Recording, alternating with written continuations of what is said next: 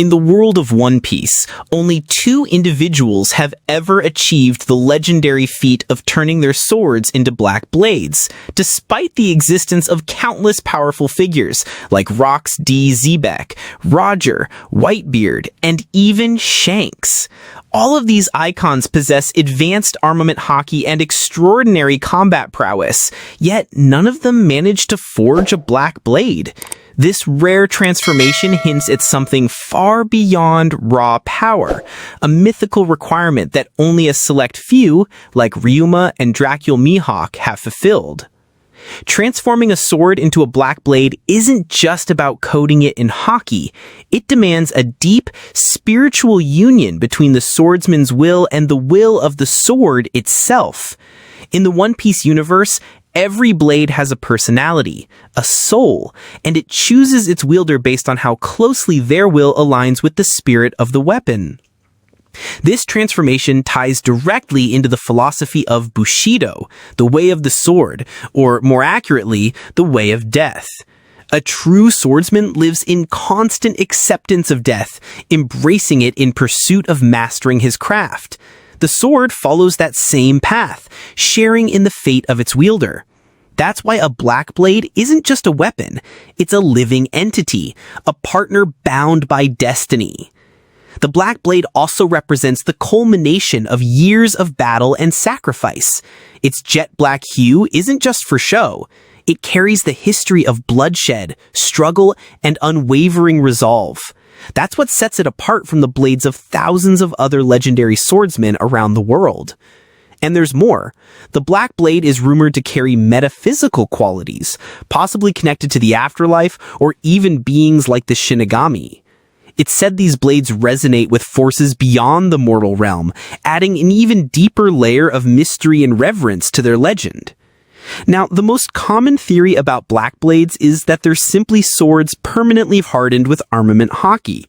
And yes, Mihawk himself once hinted at this idea during his flashback conversation with Zoro and Dressrosa, suggesting that any sword can become a black blade if one masters their haki.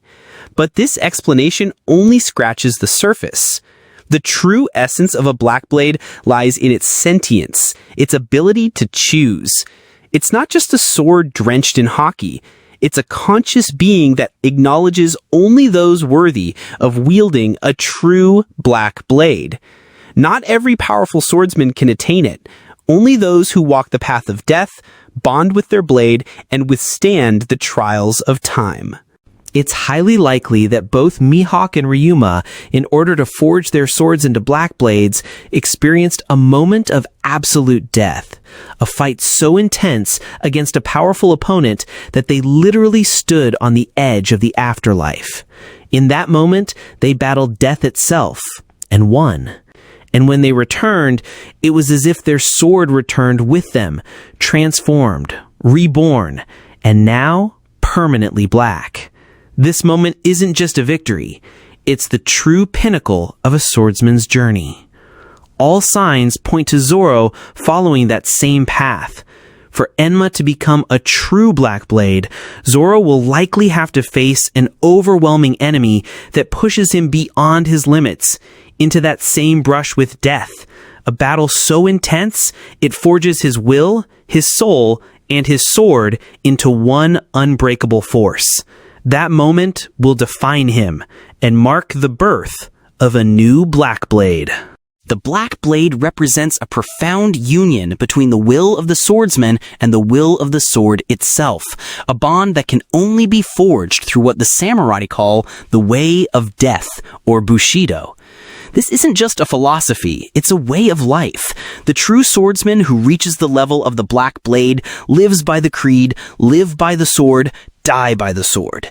Every moment of his existence is tied to death, and the blade he wields walks that path with him. It becomes more than a weapon. It becomes a living entity, sharing in his fate. That's why the black blade is not just about the color. It's a reflection of a deep spiritual connection and a lifetime of facing death head on. Within the story, the black blade is said to gain its dark color through countless battles and relentless combat. It's as if the sword absorbs the spirit of war and bloodshed, becoming a vessel of history, trauma, and growth. But more intriguingly, there's a metaphysical layer to it, an element that ties the black blade to the spirit world or the realm beyond. This idea is reflected in moments like Zoro's confrontation with the Shinigami, the Grim Reaper, hinting at a mystical dimension behind swords that transcend the physical realm. These aren't just tools, they are vessels that might bridge the gap between life and death. Both Mihawk and Ryuma are deeply connected to this concept. Mihawk, whose name Draculae draws clear inspiration from myth and death itself, carries the aura of eternity and mortality at the same time. His entire being is wrapped in that contradiction. Ryuma, on the other hand, is a swordsman who died and rose again, literally embodying the union of life and death. These two are not simply masters of swordsmanship, they've crossed into a realm of spiritual mastery and inner harmony that set them far apart from even the strongest warriors. In the end, forging a black blade isn't about raw strength or hockey mastery, it's a legendary trial, one that demands unwavering will, acceptance of death, and an unbreakable spiritual bond between man and steel. That's why Mihawk and Ryuma remain the only known examples of swordsmen who have reached this mythical level.